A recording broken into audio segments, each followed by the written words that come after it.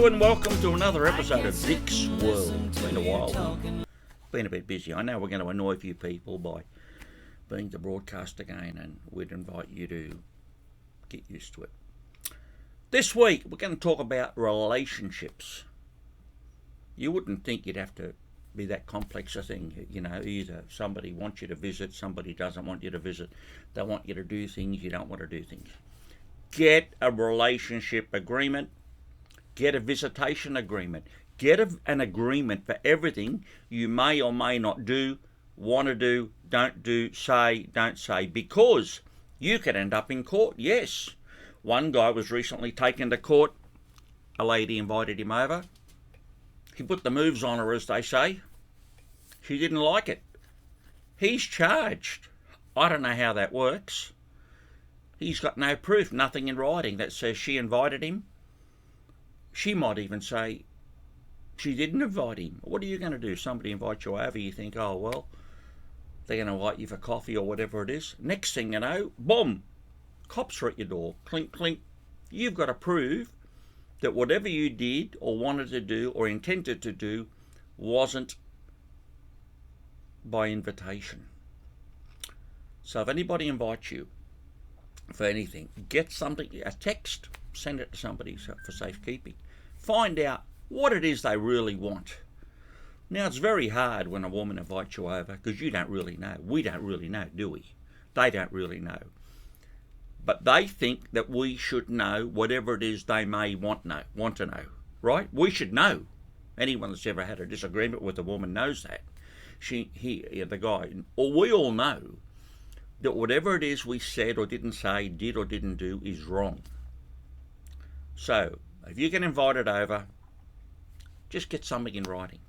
And how far do you want it to go? Do you want to watch Bingo, watch Seinfeld? Is she going to be upset by Seinfeld? Some other lame show? I don't know. Get an invitation in writing. Get a relationship agreement in place. Even if it's an overnight relationship, get it in writing. Otherwise, you could be in trouble. And that's because the Me Too movement, which, by the way, is always, it's now encroached on Bollywood, has gotten out of control. If men and women did not like each other, none of us would be here. But that's all by the by now, you see. You've got the feminazis, women with the hysteria, they're all going crazy. And it's only the blokes, by the way, that are in trouble. The former boyfriend or man friend of our lady PM is even in trouble. We thought he liked blokes, and we thought that he was just paid to be with her, so to speak, a male companion. Apparently, he had a relationship with a woman, not intimate as they say. He was able to suck her nipple. Now, it doesn't explain how they were naked, if she was naked, how he got to the nipple. Anyway, he pled guilty. He's been charged with assault. She's left the country, apparently, or left the region. And most of us would think, oh, okay, I've done worse than that. Have you? Have you done worse than that? Did you get authority in writing to do or not do whatever it is you did or didn't do? And go back a few years, go back 10, 20, 30, 40 years. Have you got approval for all the things you said and didn't say, did and didn't do? Think about it. You heard it here. Well, the Western Street development at our local church here was a development that was crazy. They wanted to go 3 levels underground. I'm not a builder, by the way. They wanted to go 3 levels underground near a creek. The creek's only a few metres away. I'm sure that, that was smart. That was one of these buildings that somebody would have complained 5 years down the track that it's collapsed or the car park's filled with water. So we lobbied against it for some years. Caused me a bit of personal trouble, by the way. I'm sure that's not related. And we now have been advised that the development is off, cancelled, kaput. We'd like to say that our fabulous mayor, who's on TV all the time, helped us on that. But the fact is he didn't. He actually tried to undermine our opposition in all sorts of not nice ways. Very sneaky, Frank. Well done. The big news, of course, this week is the attacks between Israel and Palestine. Palestine claims it's separate to Hamas, but they elect Hamas. Hamas has got a military wing. Hamas attacked Israel. Israel is attacking Palestine. Terrible. I've seen all the images too on TV. Hospitals, schools, children. It's all terrible. It would almost seem like Hamas wanted to make the Israelis look bad. But all around the world in Western countries, people from the religion of peace are upset.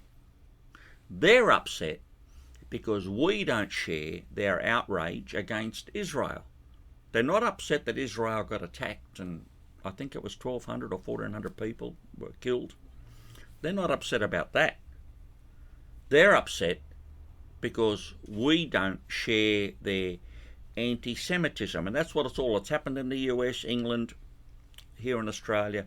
People from the religion of peace are marching for violence.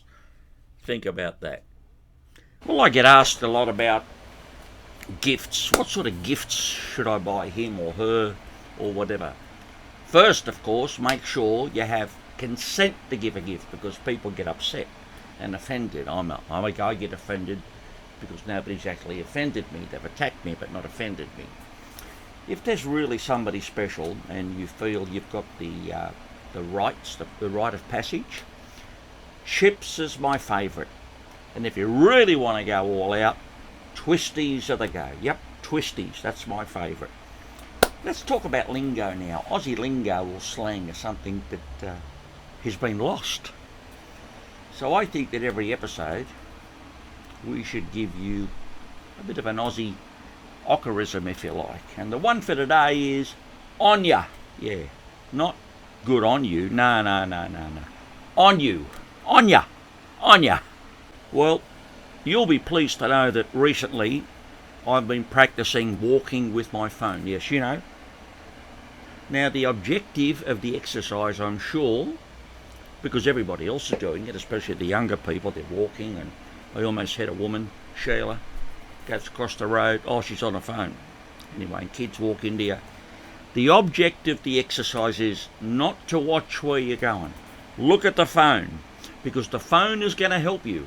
Yep, I don't know how it's going to help you yet, but I'm sure if I look at the phone long enough, I'll see whatever it is they see. So look at your phone as you're walking.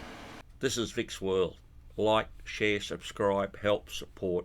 Any suggestions? Right across the window now. Thanks for watching.